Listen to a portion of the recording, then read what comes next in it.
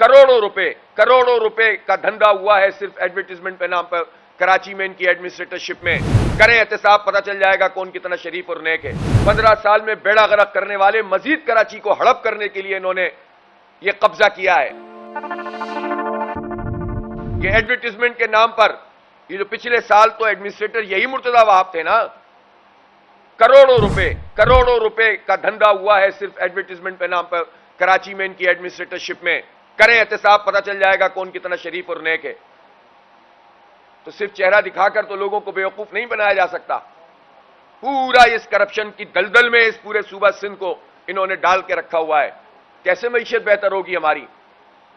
وہ شہر جو سندھ کا کیپٹل ہے اور وہ شہر جو پورے پاکستان کی معیشت چلاتا ہے، جب اس میں صنعتیں لگانے کے لیے 25 قسم کے محکموں میں رشوت دینی پڑے اور وہاں پر کوئی اب جتنے بھی صنعت کار ہیں وہ کراچی سے اپنی انڈسٹری کو شفٹ کرتے ہیں، اس کی سوچ رہے ہیں.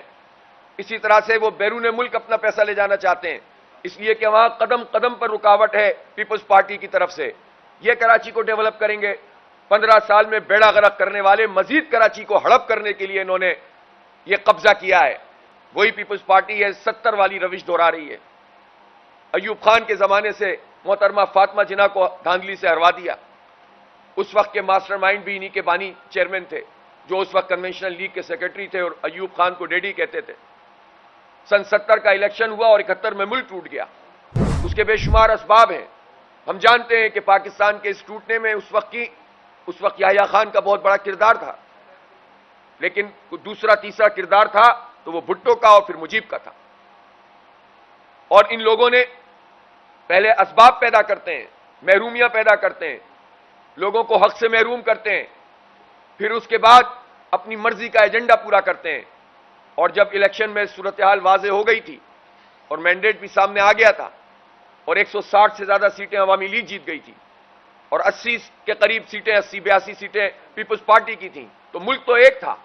لیکن ان ظالموں نے کبھی مشرقی پاکستان کو اپنے ملک کا حصہ نہیں سمجھا تھا اور ان کا مائنڈ سیٹ یہ نہیں تھا اور انہوں نے پہلے ہی طے کر رکھا تھا. میں پوچھنا چاہتا ہوں، اتنی بڑی جمہوری جماعت، اپنے آپ کو وفاق کی علامت کہنے والی پارٹی، اس وفاق کی علامت نے پاکستان کے آدھے حصے میں اپنا ایک کینڈیڈیٹ بھی نہیں کھڑا کیا تھا. کیا یہ تاریخی حقیقت نہیں ہے کہ مشرقی پاکستان میں پیپلز پارٹی نے بندہ ہی نہیں کھڑا کیا تھا؟ اور جب مینڈیٹ وہاں آ گیا تو بجائے اس کے کہ ڈائیلاگ کا عمل ہوتا، اور جب لوگوں نے کہا کہ ہم ڈھاکہ میں جا کر اسمبلی کا اجلاس کرتے ہیں، تو انہوں نے کہا جو ڈھاکہ جائے گا اس کی ٹانگیں توڑ دوں گا. یہ بزرگ موجود ہیں، یہ ایک ایک چیز کے گواہ ہیں، یہ تو خود وہاں پر رہ چکے ہیں مشرقی پاکستان میں، اور یہ جانتے ہیں کہ کس طرح انہوں نے مینڈیٹ کی توہین کی، عوام کے مینڈیٹ کی. آپ اختلاف کر سکتے ہیں، کنڈکٹ سے اختلاف کر سکتے ہیں، لیکن یہ تو نہیں ہوگا کہ آپ اپنے مفادات کی خاطر اور اپنے اقتدار کی خاطر ملک توڑ دیں اور ملک توڑنے والے لوگوں میں سر فہرست ہو کر سامنے آ جائیں. بلوچستان کے لوگوں کا انہوں نے مینڈیٹ کھایا. انہوں نے سن 77 میں ٹائمز آف کراچی سے جڑے رہنے کے لیے ہمارا چینل سبسکرائب کریں. ہماری ویڈیوز کو سب سے پہلے دیکھنے اور باخبر رہنے کے لیے بیل آئیکن پر کلک کرنا نہ بھولیں. الیکشن کروائے اور اس الیکشن میں بدترین دھاندلی کی اور اس کے خلاف پھر پورے ملک میں تحریک چلی اور پھر مارشل لا گیا. کیا نتیجہ نکلا؟ ملک کے لیے کیا ہوا؟ پھر کہاں کی جمہوریت رہ گئی؟ پھر اسی طرح آپ تماشا دیکھیں، ہر سینٹ کے انتخاب پہ خرید و فروخت.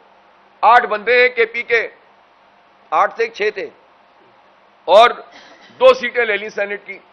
بھئی یہ فارمولا اور سائنس ہمیں بتائیں نا، یہ کون سی جمہوریت ہے جس میں 8 بندوں پہ 2 سینٹ کی نشستیں ملتی ہوں جبکہ 14 پہ 1 آ رہی تھی؟ تو یہ سائنس ہے میثاق معیشت کی. ان کا میثاق معیشت وہ بریف کیس ہوتا ہے جس کو لے کر اپنے وزراء کو لے کر کبھی بلوچستان بھیجتے ہیں، کبھی کے پی کے بھیجتے ہیں، اور اس بریف کیس کے ذریعے سے، اس بریف کیس کے ذریعے سے پاکستان کی جمہوریت کو یرغمال بناتے ہیں. اس میثاق معیشت کی بات کر رہے ہیں زرداری صاحب. تو تماشا لگا رہتا ہے.